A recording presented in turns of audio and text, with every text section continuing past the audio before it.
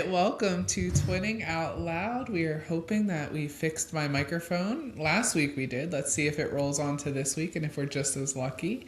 But excited to have you guys back today. But welcome to Twinning Out Loud. With your hosts, Mariah and Amanda. And today we're going to talk about how tired we are because we have kids. But no, actually, talking about how to manage sleep, naps, and bedtime routines, traveling, all the way down to how we manage being so tired. Yes, and lots of coffee. That's their mantra.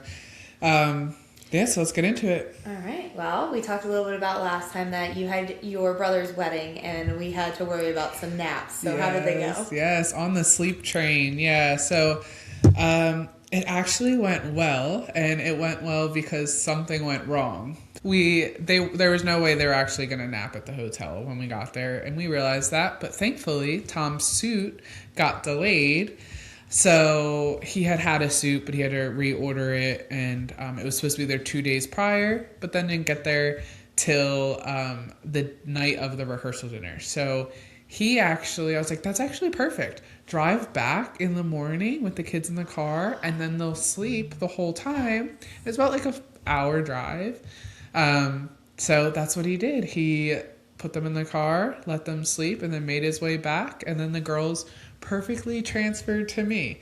Now after that, that's when like the tornadoes happened. But with regards to sleep and napping, that was a good unexpected twist for us. They napped because they were in the car going back to get a suit. You can't just say the tornadoes and not tell us how. You keep twins in a hotel room with you for 2 hours. I don't know. It's just all the wedding festivities. They were super excited. At one point, my best friend who was there to help me with all of the girls, because Tom was getting ready with the guys and I was getting ready with the girls, and all of our kids are girls and they were all flower girls. She was like, can I just take him in the hallway real quick and let them just do sprints? And they were just running up and down the hallway in their little flower girl pajamas. They were loving life. They knew nothing else. They had so much fun. It was a beautiful wedding, a beautiful weekend. I have a new sister.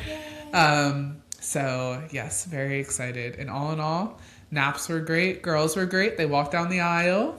So that's huge, because you never know. You truly never know. When I was their age, I didn't walk down the aisle. I was like, nope. For my godfather's wedding, I would not go down. So they walked down the aisle. They were champs. I had ring pops waiting at the end of the aisle for them. My best friend sat with them, and they just ate ring pops the whole ceremony. I love that. Yep. Lainey calls them binky pops. Oh, I love that. Little binky pops. Yeah, that's what she calls them. But that's great. Our ring bearer twirled around the pillow on the way down the aisle. Spin. And it is the cutest photo that we got of that. But he did walk as well. And we had a lot of bribery at the end of that. There we go. See, they didn't end up throwing any of the flowers. They threw them before the ceremony while we were waiting. And I was like, put them back in the basket. And then they eventually did not throw them. I think they were so nervous because I wanted them in the basket so bad. They just didn't throw them when they went down the aisle. But hey, that's the least of like the issues. Least of them. They were great. They were great. But yeah, naps went perfect. So let's dive in. Let's just stick with naps. Yeah. How's napping in your front? Oh, my kids, as babies, hate naps. All of them have. Lainey was an amazing sleeper once we got through the colic stage. She was very colicky for like 3 months. Okay. Figured out she had some dairy issues and whatnot. Got that figured out. Great sleeper at night. Awful napper. But that's the way you prefer. Yeah. You'd much rather have an overnight sleeper. But she, you could put her down for a nap and she would cry and cry and cry and cry until she finally just passed out. But there was nothing that, soothed her other than holding her. And we were big on, she was going to have to go to daycare, so she couldn't have contact naps all the time. So we were big on, make sure you put her down for her nap. At least out of the 2 naps you start with before, their one, she had to be down for one of them. And then the other, obviously, as, newborns, they sleep a lot more than 2 naps. But once you kind of got on that, they were on, a 3-nap schedule. We kept the same times. And then it seemed to be it worked out for daycare to have, an 8:30-ish nap and then a 12:31-ish nap, and then they usually napped on their way home, which was only a 15-minute ride home, but that just gave them that little bit of a boost to get through dinner time and then go to bed. So all three of them have followed that schedule, and it's been super helpful. Like, we are very scheduled. Yeah. Partially because they go to daycare, so they have to be scheduled there, and we try to keep it all weekend too, so that it's not a hard transition back to daycare. With twins anyway, you want to try to keep that. Yeah, that's good. Absolutely. So for naps, like, we kind of did it that way, and then when we dropped down to 2 naps, it was like the 8:30ish nap and the 1, and they turned a year. Probably around 13 months, they were already showing signs of dropping down to 1 nap, and I was like, I don't think you guys are that ready. So we would do it like one day, and then one day we didn't on the weekend, and we kind of transitioned them that way. And then the days that daycare felt they needed 2 naps, they would. And then other days they rallied, and now we're pretty much gung-ho. We're 1 nap. You're in it. Yeah. So we're down to the 1 o'clock naps. And like I mentioned about the Christmas tree farm experience, like, sometimes they fall asleep early because they are still like little, so they do get tired. Or if we put them in the car, they would have fallen asleep too. Yeah. But that's kind of like how our naps go for like the routine naps. How about you? Okay. Yeah.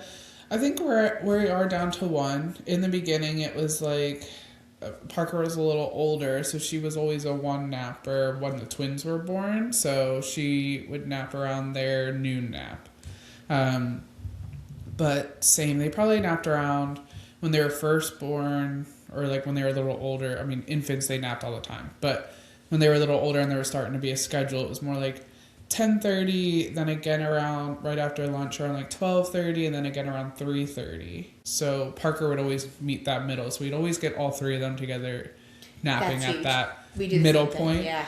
And then, same for us. Then they dropped down to 2 naps. It was more of the 10:30, and then it pushed to like 1:30. And now that we're down at 1 nap, again, Parker doesn't really need to nap now. There are some days that we just call it her quiet time, and if she falls asleep, that's great. But if she doesn't want to, that's fine. My napping heart hurts because I love napping. So I'm like, I want all of us to nap again together. But yeah, no. The twins still nap around like 1:30. The wedding day, again, we got them to nap pretty early. Like, they're always like, they can do a 10, but they don't. They push it. Mm-hmm. So on the wedding day, when he got them in the car that early, they were able to nap and then nap back because they needed to be with me at 1. But yeah, so like special days like that, they can always nap a little early. We have a party this weekend, so we'll probably nap them on the earlier side, or at least try to. Well, were you a strict nap scheduler? Like, you kept the same nap times throughout the week and the weekends to a point? Like, obviously, if there's a party or something, you like kind of change it, but were you like pretty strict? Because twins, it's hard if you don't keep them that's a good on question. a schedule. That's a good question. We always said on the weekend we were free game. Okay. We tried to keep them around the same time, but yeah, we always said free game on the weekend. As long as they got a nap in, I didn't really care when it was. Yeah. I feel like I was definitely like a very scheduled human, and that just made it hard for me. And like, once they went down to that 1 nap and you had that flexibility to be able to be like, okay, now if they went to 12:30 or if they went to like 1:30, it's no big deal. But I feel like if I didn't get that right first nap, the whole rest of the day was off because they would either be too tired too early, or they would like not want to go down until too late, and then it threw off bedtime. Yeah. So and it's kind of just flowing. Like, Parker was one of those who she napped up until kindergarten. Like, there was like 3-year-olds dropping their nap, and I was like, oh no, Parker, don't do it. Yep, we're not. I didn't say anything. I didn't put her in any direction. I was like, she's gonna do what she's gonna do. But yeah, she kept that nap up until she couldn't nap anymore in kindergarten. They started wean her off in pre-K.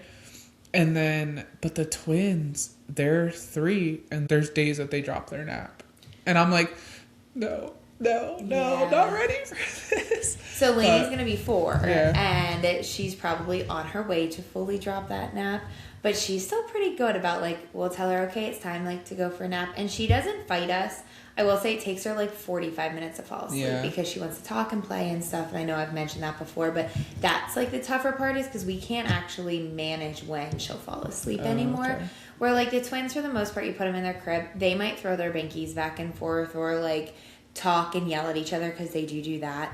But they'll be asleep within, like, 15 minutes or so. With Lainey, it's, like, she could fall asleep in 10 minutes. She could fall asleep in an hour. Like, That's the harder part. So That's some days you're funny. like, is it worth even trying for the nap? But she's at the point where she still kind of needs it, or she is a bear Yeah. that night. Yeah. And like we always get into it right before bed if she doesn't have a nap, because she is that overtired, but yet she doesn't think she is. Yeah. And that's where the attitude comes out. That's when she doesn't want to get ready for bed. That's when she's fighting us on what, like, she wants a snack or she's still hungry. You know, the 30 things they need before bed where they don't really need it. Yeah.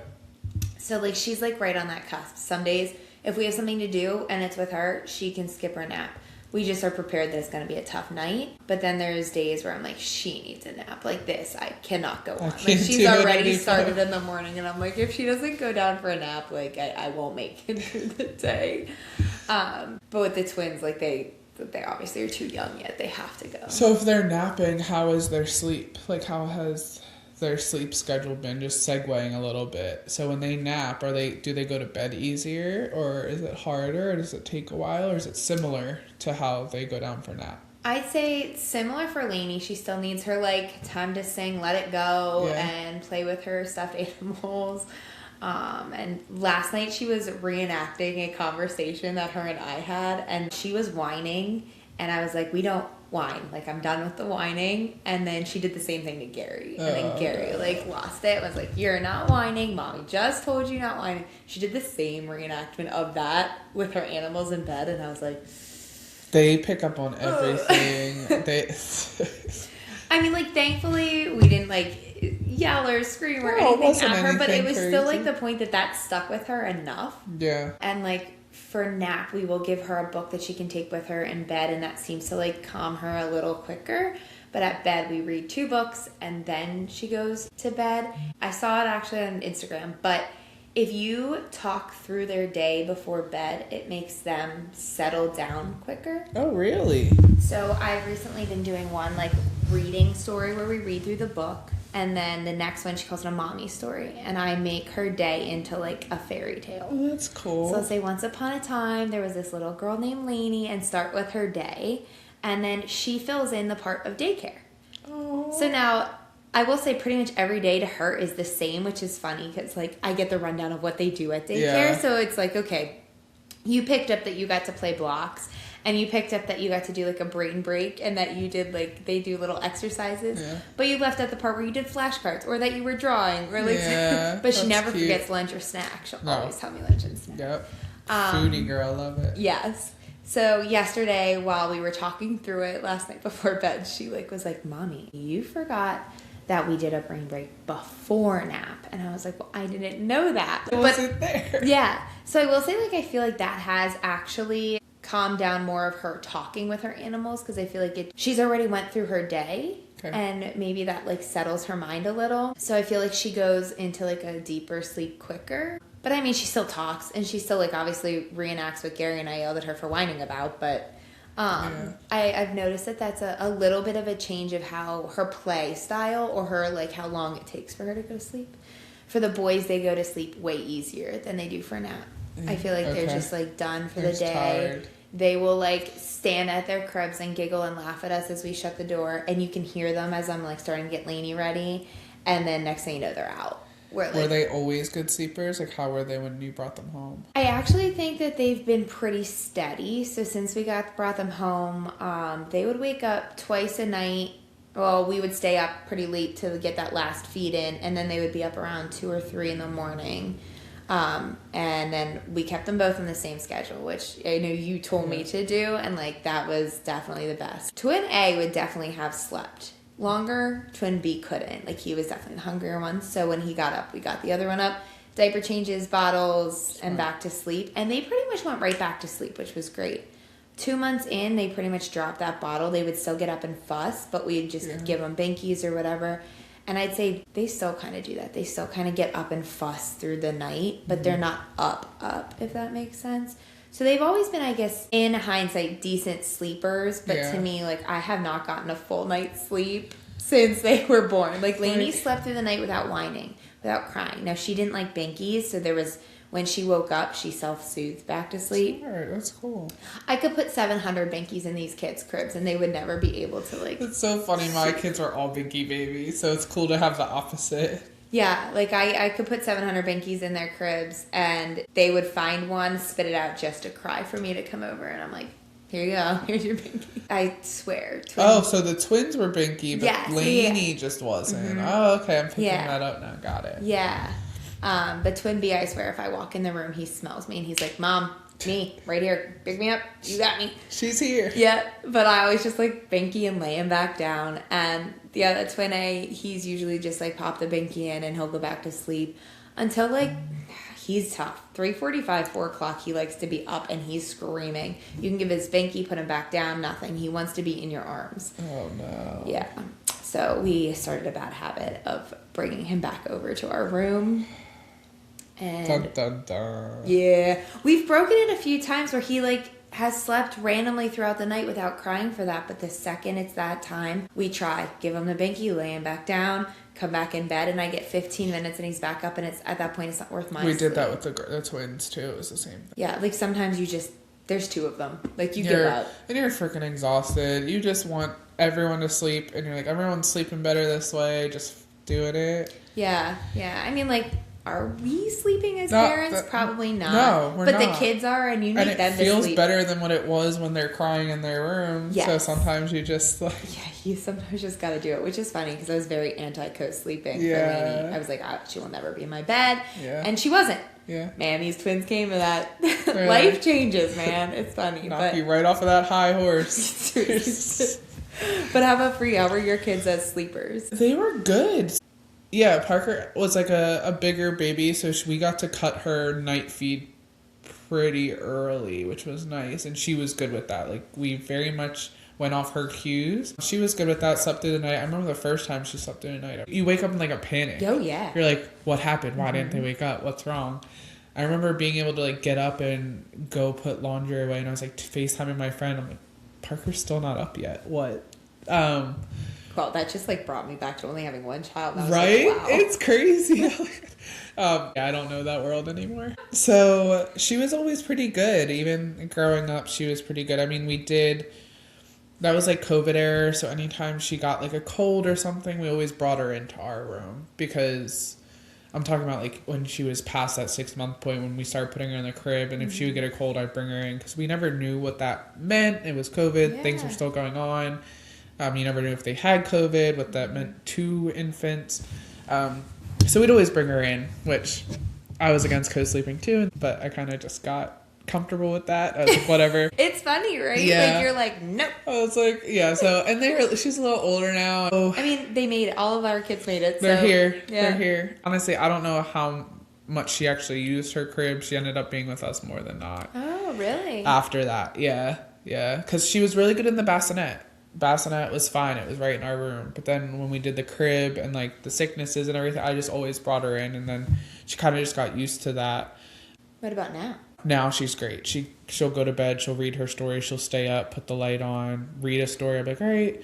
I still have monitors in each of their rooms, so I'll like talk to them, and I'm like, baby girl, it's time to turn the light off. And she's like, okay. And she'll turn the light off and go to sleep, and she's fine.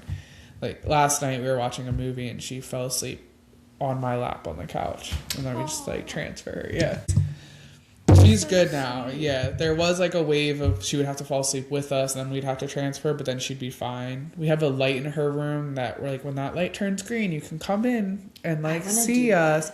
She's great with it. She's like, mommy, my light's green, and she'll come in. Obviously there's special occasions if she has a nightmare or whatever. I'm like, emergency situations, come get us. Like if you're scared, whatever, but you do a potty. Yeah. Even potty she'll do and like not do it, wake us up. Like I'll still be up and I can see the bathroom. She'll get up, go to the bathroom, go right back to her bed. That's twins, so opposite. We want to go into that. They are opposite. They were great. Similar to you when they were infants. Wake them up, feed them. Obviously that's a little longer. They're tinier. Yeah. That probably went like 3 months. Fed them, put them in their bassinets. They were great, would fall asleep. Even to this day, they wake up around like 1 a.m. and come pitter-pattering to our room, hop right into bed. And I'm just like, guys, come on. Get those crib rails back. Put them back in. I'm like, oh my God. Every night. There was a point where it was similar to your twins. At like 10 p.m., we'd be trying to put them in bed. It wouldn't work, so I would just bring them into our bed because I just wanted sleep.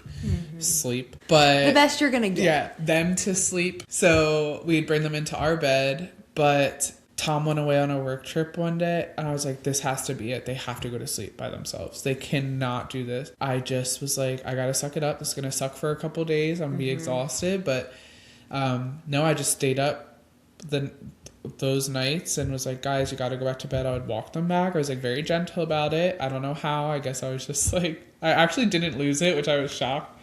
You just knew you had to. Yeah, once you just know that you have to pull the Band-Aid off, and I knew it, like, I just piped myself up for it. But yeah, it was like 3 days, and then he got home from his trip, and I'm like, did you notice anything? He's like, they're not coming out of their room. They like fell asleep. I'm like, yep, they're asleep, and they did it themselves. So that was there's hope. There's hope. It was 3 days of like me exhausted, and I don't know why I picked while he was gone to do it.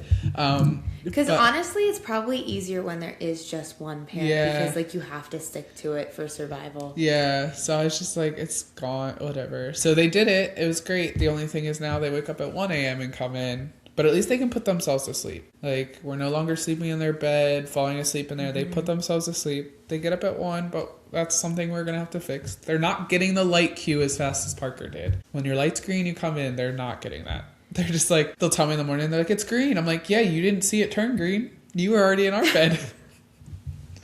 That's hilarious. But, yeah. So that's something we're working on. So. I think the harder part for us at, like, getting up at the 3:45 4 is it's not consistent every day. So like I don't know how to fix it because the one day like I let them cry it out and they were miserable all day because then neither of them slept. No one slept. And then we didn't sleep. The twins didn't sleep. I mean, Lainey slept fine. Yeah. But the rest of us didn't. Lainey's in her little like bubble just by herself. Yeah, she's like, I slept great, guys. Princess Lainey awake and ready. Where's breakfast? Make me the banana pancakes. But for real, she comes down those steps even on the weekends. Is breakfast ready? I'm like, okay. Take the tiara off, girlfriend. Like, I had to stop letting the girls choose what they wanted for breakfast. It was taking like 30 minutes. I'm like, guys, you guys are getting what you want, and I don't have time for this. Yeah, no, she doesn't get to choose. Like, she knows, like, the spread is either, like, the banana pancakes or I'll do, like, oatmeal, and she always gets a yogurt or something. Yeah. And then I was on, like, this little kick of making everybody smoothies, but the twins weren't digging it. They don't really like overly cold things. Okay. So, like, their yogurt, I usually have it in a bowl, but, like, it sits out until they're done with their other food, and then I spoon feed it to them because I am not cleaning up yogurt in the morning before they go to daycare. I'm just not doing it. So if it was at night, have at it. You do what you want, but, like, I'm not doing it. How old are they? 16 months. They just turned 16 months. I would say the yogurt tubes. Yeah, so I bought like the reusable pouches and put yogurt in them. Yeah. They won't do it. Our girls love those. I wish, man. If I could just hand them that pouch and be like, go ahead, you eat it, instead of like, I'm trying to do Lainey's hair. And like, I usually try to do her hair as they're eating and she's eating on her stand. Yeah. But like this morning I got a little like fancy with it. So I was like, this isn't going to work if you guys eat too fast. Yeah. I did like braids that went across her hair here and back. Okay. Yeah. I like to experiment with her hair. And she has gymnastics, and the instructors, they say like, oh my gosh, Lainey, your hair's so cute today. So that just pipes me up to get her hair done even nicer for it. So like, not helpful. But yeah, so you have to like spoon feed them their yogurt, and then I don't get her hair always done. So but I guess back to sleep. Yeah, so I don't know how to break it if he's not doing it every night, and like the nights that we do let him, the next night it's not like it's better. So it's like it's back and forth. Emma was up at like 4:30, but I think they would have slept in until like almost 8. Yeah. But once one of them's up, it kind of just jars the other, and then it like throws you off. They were just both very tired, and that's how I'm like, you guys would have slept longer if I could have let you sleep longer. Yeah. But was Parker good for the transition from twins coming home? Because your schedule kind of gets thrown off, and like her bedtime routine was probably just like a tad different. Not that like reading was different, but yeah, she was pretty good. I mean, yeah, she did her Parker thing. She would still do her naps when she did her naps. And yeah, it didn't really throw her off much. She still slept at night. It wasn't that bad. No, she was. I think also she was so used to there being a difference because of how long I was in the hospital for. I think it already kind of threw her off a little bit. So I think she was just used to she's a very adaptable kid. So I think she was just kind of used to being that I will say way. Lainey is like that too. Lainey took to it pretty like easy too. Now she judges her bedtime off of when the twins go to sleep, which is funny. She'll be like, okay. She's like, brothers went to sleep, so now I have to get ready for bed. And it's like really funny because like that's how she does it. And like the time change, I feel like now she's old enough to understand like now it's getting darker sooner. So when it first started, she would be like, Mommy, it's dark outside. I have to be in bed. And I'm like, That's no. what Parker would I was say like, no, honey. Like, we still have to eat dinner. Like, we haven't done anything yet. But now it's like, it's pretty much just if brothers go to bed, she knows she's right behind them. Yeah. And we only do it right behind them because we could put her to bed at 7:30 and she'll talk till 9. Or we could put her to bed at 9. She's still going to talk until 11. Yeah. So even if we moved it back, which we tried to do, it makes no difference. It's hilarious that she talks so much at bed. Yeah. Carrie would say the apple doesn't fall far from a tree. I mean, but we love a gabber. We love a gabber. Carrie's dad calls me Gabby. All right, there's some trauma dumping now. I think we're going into. No, I think like I mean kidding. It's true. I know I talk a lot. Yeah, she, like even if you move it back, she'll be dead tired and she still needs time to talk and like to decompress. So she just goes to bed after the twins, and she does her thing. And like last night. We were cleaning up our room of laundry baskets of clothes. And Lainey comes walking over and I'm like, what are you doing out of bed? Like, you've been in bed for at least 40 minutes at this point. Like, what was that noise? And I was like, what noise? Oh my God. And I know that I put something in the hallway for laundry the next day. And if anything, she had to hear the lightest like sound of the laundry getting tossed on the floor. Oh my God. And she comes over. I just wanted to check on the sound. And I was like, bed now. Gosh. And I will say when I put her back to bed and covered her back up, she was asleep pretty quick because I think like that was like her attempt at the last straw. Thankfully, she sleeps through the twins crying and... Same with Parker. I don't know what I'd do if they did it. I don't either. However, I have seen on a lot of forums that there are older siblings, whether they're closer, like their rooms are closer or they're later sleepers. And I did see a trick, so maybe if you guys have later sleepers as toddlers, to put a noise machine in the hallway. That's smart. Yeah, so Lainey has a noise machine in her room, like the white noise, and then the twins have theirs, so they're both on. But it actually, I saw something that said that even though they have that, they can still sometimes like hear over it, or it doesn't get loud enough, because you don't want it blaring either in their room. So to put one in like the hallway and add that extra like boundary. That's smart. Any other tips you have for listeners for sleeping all through the stages, for any stage? Just keep a schedule. Whatever you want to start with, try to stick with it. I think that has made the transitions easier through everything. And I mean, even through like you start with swaddles, right? So like you have that swaddle stage where they're like all wrapped up like that cute little burrito. 2 of the 3 of mine liked them. One was like iffy on it. And then the transition to whatever you do for sleep sacks, or there's the Magic Merlin suit, which worked. Magic Merlin was magic for all of mine. So that worked like a charm for Lainey. Did not work for the boys. They were not fans. I feel like no. I think Twin is just like, he's a hot sleeper. So I think it was just too much for him. Yeah. But we did do like the weighted sleep sacks, which didn't really make a difference either. So we went just to the normal ones to keep them just a little comfy. Yeah. But whatever you choose, just keep the routine. Because even when they were starting to I felt like not need the sleep sack, we kept them on until they were in that next routine. And then we transitioned something. But Smart. Schedules. How about for you? I would echo that. Schedules. Magic Merlin sleep sack was huge for us. For all of the kids, thank God. And then I would another tip that we had was we played stories at night. So instead of the white noise, we started with white noise, but it didn't really work for all of them to keep them asleep. You know how you can do Tonys? Like there's the Tonys. We don't have Tonys. We did our Google Homes. We'd obviously mute the mic so no one couldn't be a two-way communication. But we would put our Google Homes in their rooms and we would play through our phones like Disney stories. And they still do that to this day. They'll be like, we want Princess and the Frog on. We want this on. So we play their Disney stories through there. So like when Parker wakes up, if her story's not playing, she's like, my story's not playing.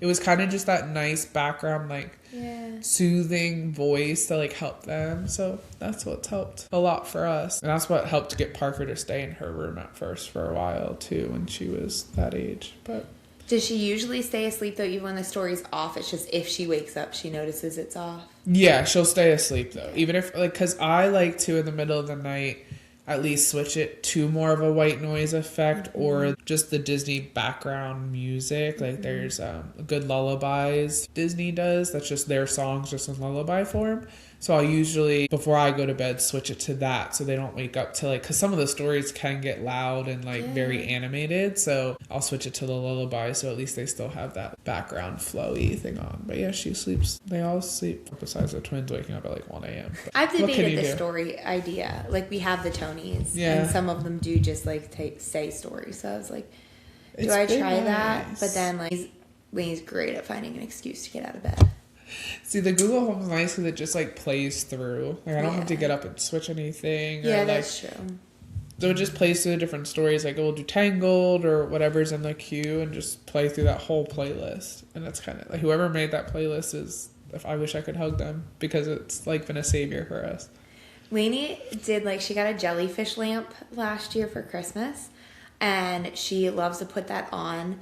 And the only thing is it's bright. So I didn't want her waking up in the middle of the night and it being bright in her room or like keeping her up. Yeah. So I did a smart outlet timer so that it goes off at night. And I'm thinking like if I did something like that with the stories and like it swapped. That would be cool. Right now she has a Christmas tree in her room and the smart outlet turns her lights off on the Christmas tree. Yeah. There was another tip that we got from when Tegan was in CHOP Tegan went to CHOP for like RSV when she was like 4 months old. And something that helped her sleep there was they had a toy that connected to the crib. So this is for like the younger parents that have infants.